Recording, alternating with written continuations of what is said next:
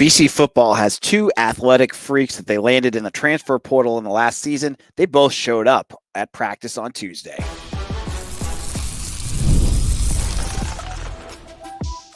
You are Locked On Boston College, your daily podcast on the Boston College Eagles.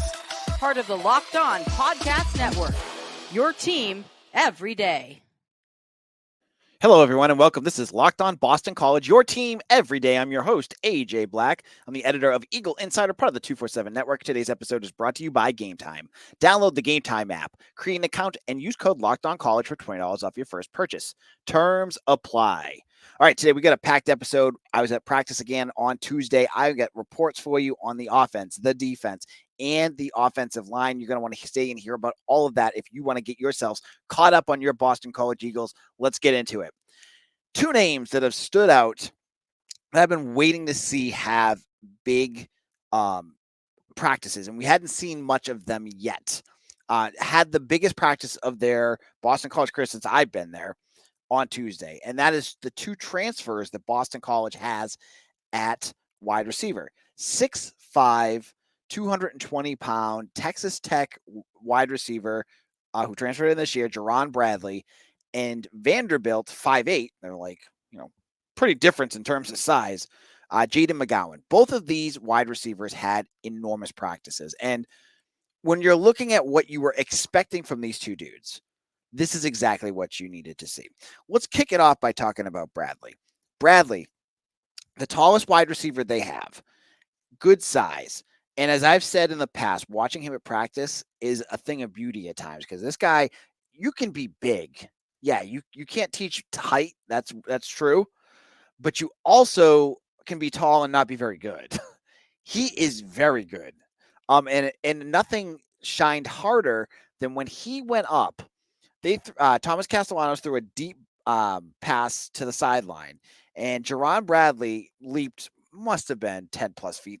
Like he must have gotten up at least 10 feet up into the air over Carter Davis, I believe it was. It was all the way on the other side, so it was harder to see. And high pointed it and brought it down. That's the kind of things that he's going to be able to do for you. But it wasn't just his height.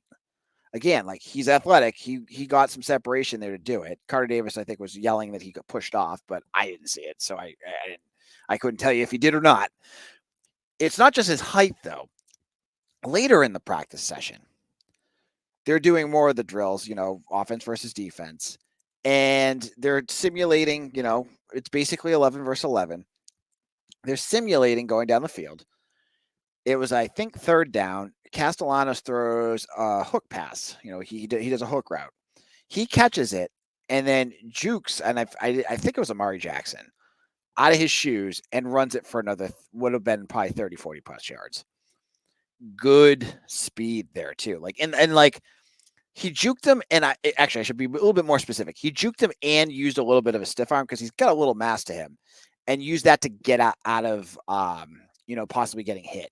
So that was what I saw from Bradley, and this is big because first couple practices, he's been out there. He's with the ones all the time. He is going to be a starter. He absolutely is going to be a starter. He was brought in to do that. This guy's got, 70 catches already from Texas Tech. I've been waiting to see him blow up this spring. It's been quiet, but you know what? It's only been the third practice I've been to out of 4. He's got plenty of time to do it. So it was great to see him kind of have that big moment. It was funny too. We talked to him about afterwards, and this will be a theme with Jayden McGowan. Why did he transfer to Boston College? We asked him at the press conference because I was curious too. Like Texas Tech to Texas to Boston. I mean, as a guy who covers, I can figure out why, but I want to let you guys know why. It was Darrell Wyatt. Darrell Wyatt was the key. And the fact that Darrell Wyatt stayed on the staff, I think, was very key for why he didn't go back into the transfer portal. He liked the staff that was there before, but it was all about Wyatt. Wyatt is a Texas guy, and that's how he connected. Now Jayden McGowan is not, but Wyatt is a very good recruiter. We've seen him doing a good job with recruiting, like Samaj Fleming. He's got some good guys coming in at wide receiver in this next year. But he's also a good coach. And this stuff catches the eyes of these transfers. Bradley doesn't get the. I saw some site had their top 10 ACC wide receiver transfers, and he's not on there. I'm telling you right now, by the end of this season, he's going to be someone a lot of folks are going to be talking about. So watch out. He had a bit, and it was encouraging to watch him do things in a number of different ways here for BC and help them in the pass game. Now, Jayden McGowan, as I said, Bradley's 6'5", he's 5'8". He's small. I'm 5'9". He's smaller than me. But boy, can he run. He was just listed on Bruce Feldman's freak list for his strength. I think he benches like 3-something for a little guy. He does deadlifts, or he had another lift that I think was like 250 pounds. But he all does this with running a 4.3440. That's faster than Zay. This guy is every bit the freak that you'd want. And it's so funny that this freak list came out. These are all athletes that have these like numbers and measurables that are just crazy. And McGowan fits it for BC. But you got to see why in this practice. Now, McGowan has been practicing with the twos. And if you've been listening to my practice recaps, don't live and breathe by the ones and twos. It looks to me like that's just the way that O'Brien is trying to get reps in for everybody. But he's been out there with the twos. He had 2-3 catches where he just got into space and was gone. Like his second, like once he gets going, and it looked like he had pretty good speed. I don't know if he has the, I don't see the juking thing. You know, Zay, remember watching Zay, right? Zay used to, he would make a move and make defenders look silly. I haven't seen Jayden do that yet, but when he gets a little bit of speed, he's hard to catch. He made, he had a couple catches where he caught something short and had just a tight window and just took off through it. And he was impossible to catch. So that was really an interesting thing to see with him. He had 2 or 3 touchdowns, what I think would have been probably close to touchdown catches, all on short stuff that he did things with his legs with.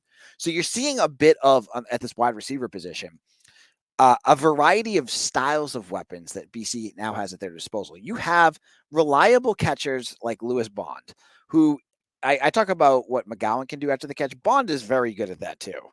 You have Skeet, Jayden Skeet, who is, Jeff Halfley was crowing about last year. Haven't seen a ton of him in terms of like making big plays this spring, but again, it's early. But he'll be a big role. Then you get big Jerand Bradley and big Reed Harris. Those guys are going to make role plays. And then you have Jayden McGowan, who is going to be your secret weapon, just like he is in NCAA football.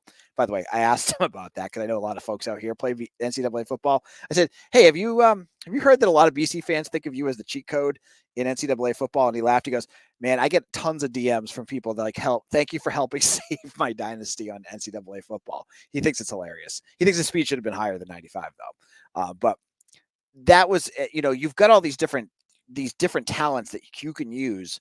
It's going to make this offense a lot of fun this year. And we're getting closer to scrimmage time. Scrimmage is next Wednesday. The first scrimmage is closed to the public, but I most likely will be there. And we'll have more that we'll talk about from that. In our second segment, it's the things that you all want to talk about the most. That offensive line. What have we seen? Are we worried? Are we excited? Where are we at with that? We'll get into that in just a moment.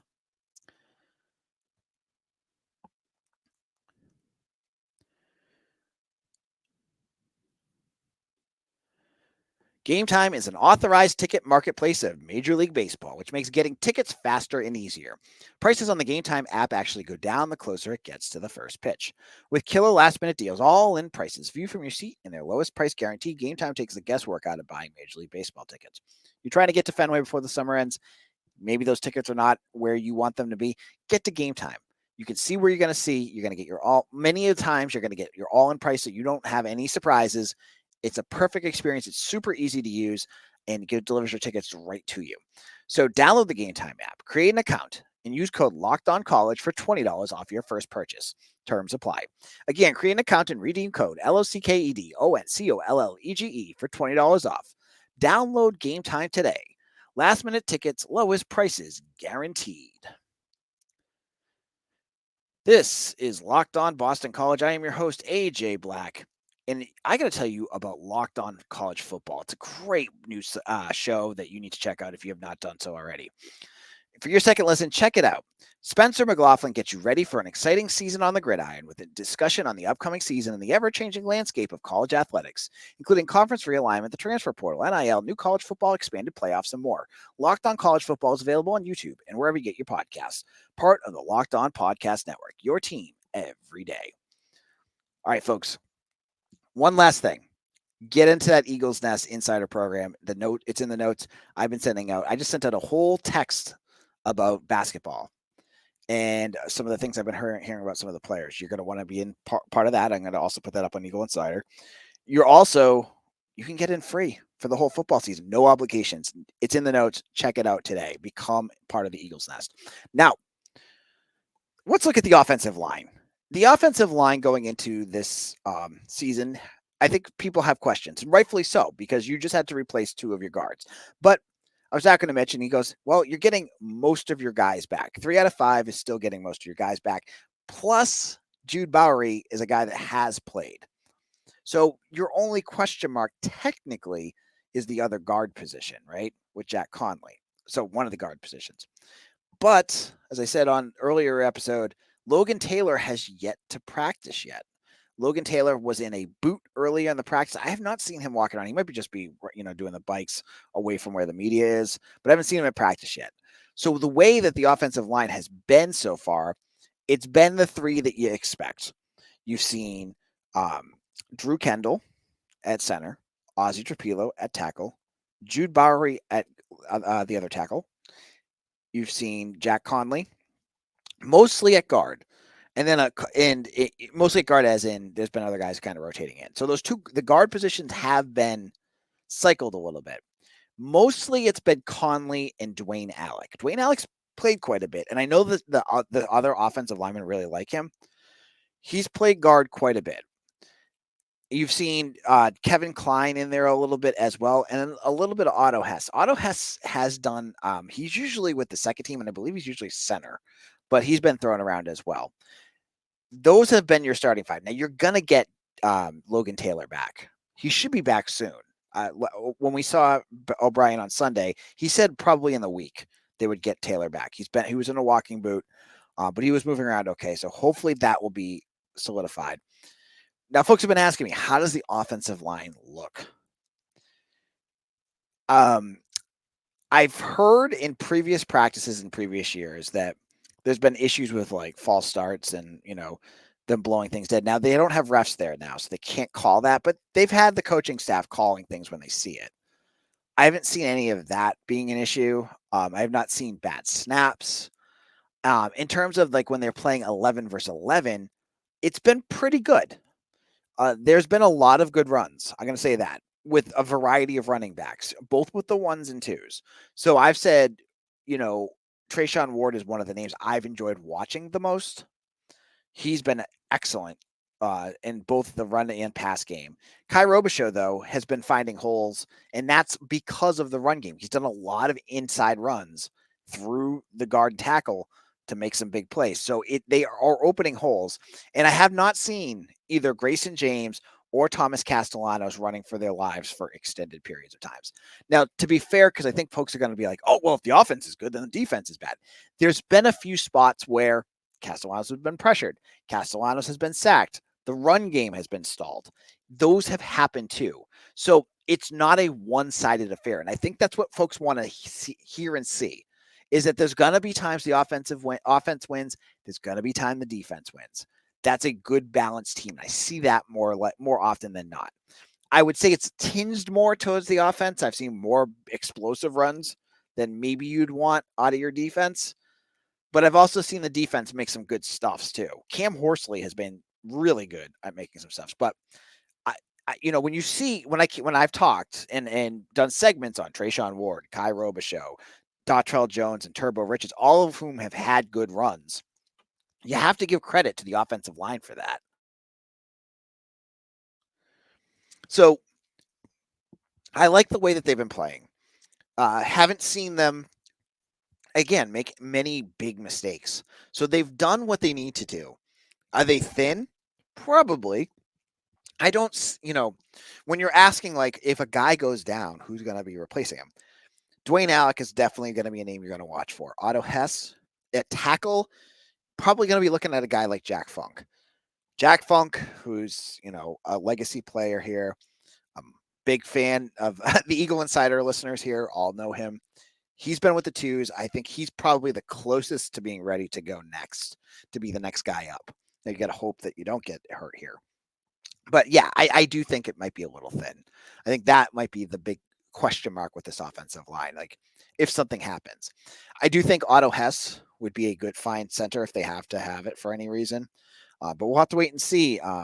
Because as I said, yeah, they're thin, but I also watched the second team, like Kai Robichaux with his inside runs, are doing it with mostly the twos. So they're able to pop some things open. We haven't seen them in like game time stuff yet, and we'll have to wait till the scrimmage to find out what that's going to look like. Now, in our final segment, I want to go to the position that has had the biggest change since last year. I want to give you the latest updates on what the secondary has been doing, where people are at, and what we could expect from the secondary, all in just a moment.